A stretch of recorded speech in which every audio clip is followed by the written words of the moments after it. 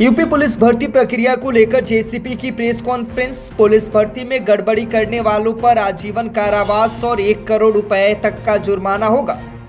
23, 24, 25, 30 और 31 अगस्त को आयोजित होनी है परीक्षा।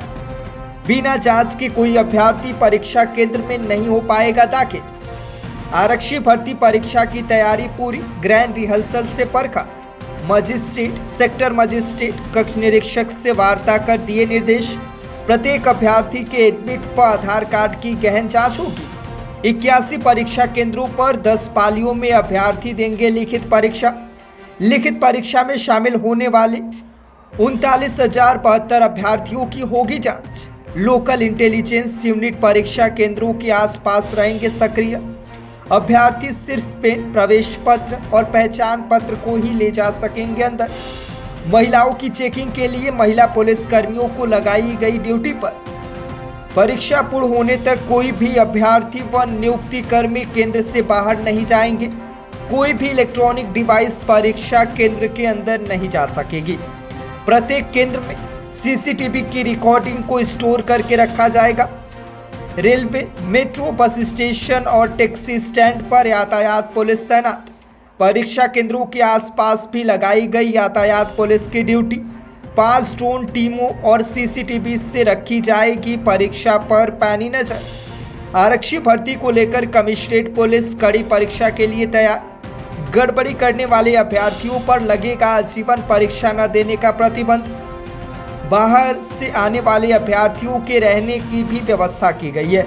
अभ्यर्थियों के लिए रेलवे से समन्वय करके स्पेशल ट्रेन की व्यवस्था की गई। Railway, bus station, metro station के पास बनाए गए हेल्प डेस्क। अभ्यर्थियों को किसी भी दिक्कत के लिए हेल्पलाइन नंबर भी किया गया है जारी।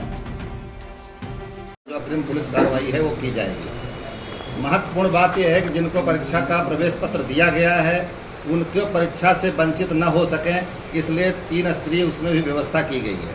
पहले स्तर की व्यवस्था जो हमारी सिविल पुलिस है वो चेक करके देख लेगी कि जो व्यक्ति आ रहा है उसका प्रवेश पत्र यहीं का है, इसी केंद्र का है और यही व्यक्ति है।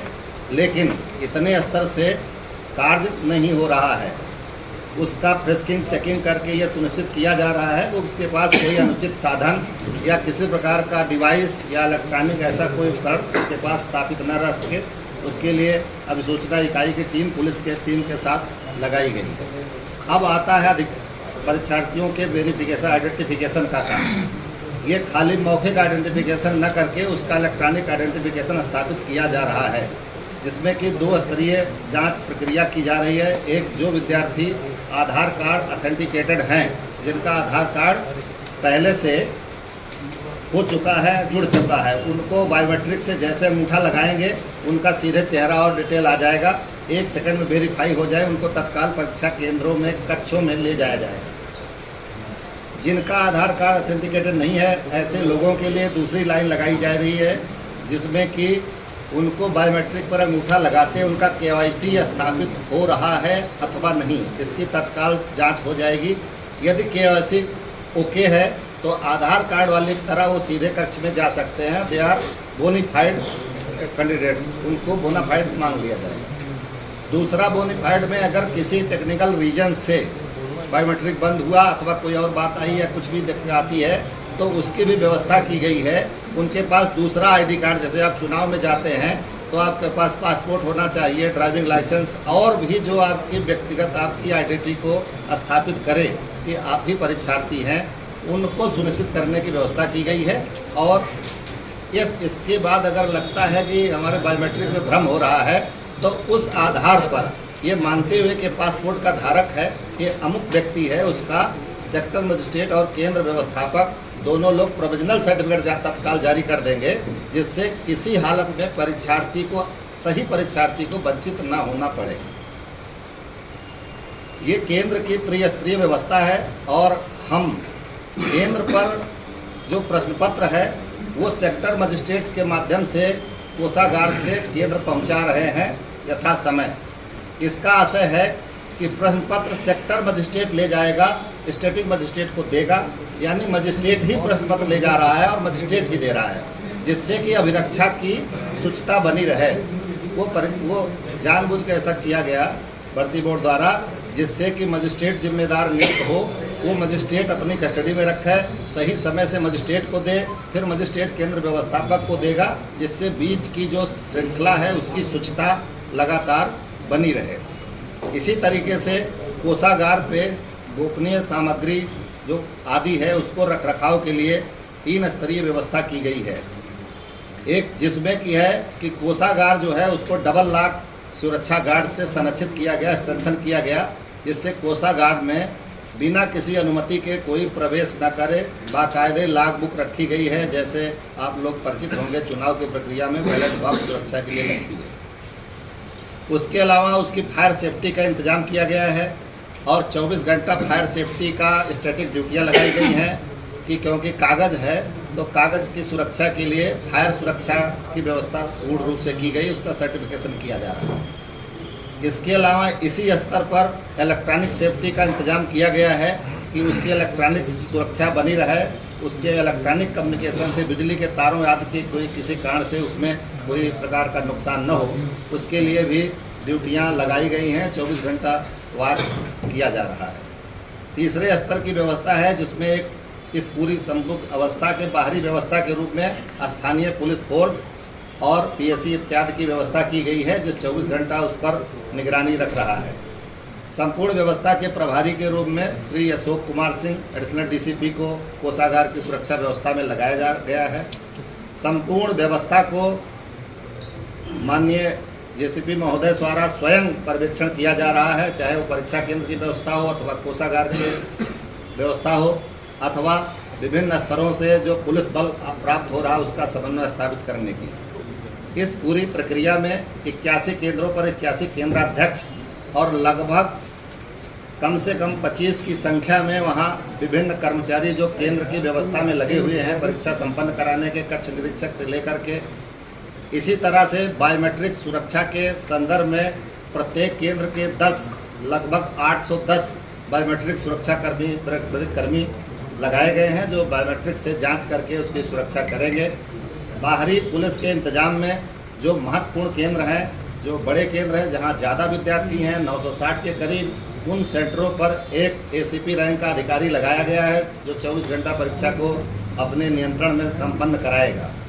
साथ ही जो छोटे भी कम संख्या के केंद्र में हैं वहाँ इंस्पेक्टर रैंक का अधिकारी उसका स्टैटिक प्रभारी है, समझो उस केंद्र के थाने का थानाध्यक्ष है, उसको पूरी जिम्मेदारी दी गई है। लगभग 1000 से ज़्यादा कांस्टेबल, हेड कांस्टेबल और पर्याप्त संख्या में पुलिस उप निरीक्षक, निरीक्षक और एसीपी महोदयान की केंद्र पर ड्यूटी है। इसके अलावा केंद्र के से संबंधित आसपास के क्षेत्रों के शांति व्यवस्था के लिए संबंधित एसीपी को जोनल पुलिस अधिकारी बनाया गया है और उनके ऊपर सुपर जोनल के रूप में उन्हीं अपने क्षेत्र के डीसी जोन की देखभाल के लिए एडिशनल डीसीपी सुपर जोनल अधिकारी हैं। डीसीपी अपने जोन की संपूर्ण व्यवस्था के लिए 24 घंटे का वॉच दिया गया है कि कोई भी समस्या आती है तो उसका द्रुत गति से निस्तारण हो सके। केंद्र के आसपास किसी परीक्षार्थी को पहुंचने में कोई ट्रैफिक कंजेशन की समस्या न हो, जिससे वो समय से पहुंच सके, इसलिए यातायात के पुलिसकर्मी हर केंद्र पर और हर परीक्षा रूट पर कोषागार से जाने वाले प्रत्येक रूट पर पर्याप्त मोबाइल अलाउ ही नहीं कर रहे हैं सर। तो अंदर आप मोबाइल तो ले ही नहीं जा पा रहे हैं, तो मोबाइल सर मैं उसके लिए रहने की व्यवस्था के बारे में लगभग इस जनपद के 24 स्थानों पर अब एक यहाँ पर टोटल 39,120 विद्यार्थियों का परीक्षा केंद्र है, जो दोनों पालियों में अगर मिलाया जाए तो 78,000 से ज़्यादा संख्या पड़ती है। हम ये मान रहे हैं कि प्रत्येक एक विद्यार्थी के साथ उसका एक गार्जियन भी हो सकता आए, तो इस तरह लखनऊ आगमन करने वाले लगभग 70-80 हज़ार लोगों की हम व्यवस्था के बारे में हमने एक्सरसाइज किया है, जिसके लिए 24 स्थानों पर आवासीय व्यवस्थाएं की जा रही हैं।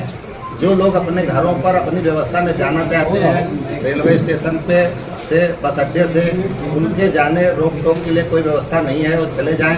लेकिन जो लोग रेलवे स्टेशन पर रात गुजारने की स्थिति में आएंगे, बस अड्डे पे गुजारने की स्थिति आएंगे, उनके लिए स्थानीय व्यवस्था हम लोगों ने आवास की कर रखी है। सर बड़ी परीक्षा है, सालों को किस तरीके से चिन्हित करेंगे और सावर जिस तरीके से परीक्षाओं में घुसते हैं तो उनको कैसे चिन्हित करेंगे? देखिए, साल भरों को हम लोग पूरी व्यवस्था में ऐसा चाकूबंद है कि हम उनको यहाँ से चैलेंज करते हैं, अगर परीक्षा केंद्र में वो घुसेंगे तो परीक्षा केंद्र में हम उनको जहाँ पहुँचना है वहीं पहुँचाएंगे। वो परीक्षा वही लेंगे जो उचित विद्यार्थी है, वो तो शुचिता के साथ उनके सपोर्ट के लिए परीक्षा ली जा रही है। ये पुलिस की भर्ती परीक्षा वास्तव में पुलिस के लोगों को भर्ती करने के लिए परीक्षा हो रही है, तो हमको मतलब अच्छे सिपाही मिल सके, इसके लिए तो हम पूरा इंतजाम किए हैं, कोई योग्य आदमी वंचित न हो।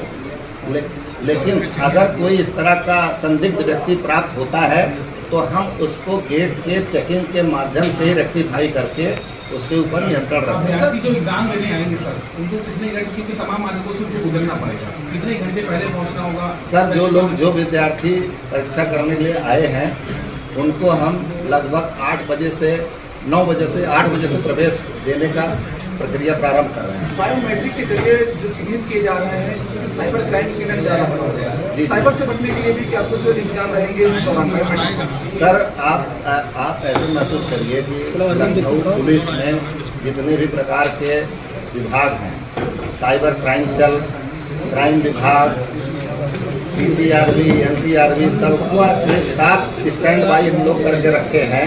यदि कोई ज़रूरत पड़ती है, केंद्र से कोई सूचना आती है कि अमुक व्यक्ति का क्राइम रिकॉर्ड क्या है, तो हमको तत्काल वहाँ से वेरिफिकेशन करने में कोई समय न लगे। साइबर टीमें एक्टिव कर दी गई हैं, तो कोई दिक्कत नहीं, सुविधा होगी। सर, 8 बजे से लेकर कितने बजे तक, कितने घंटे लगते हैं?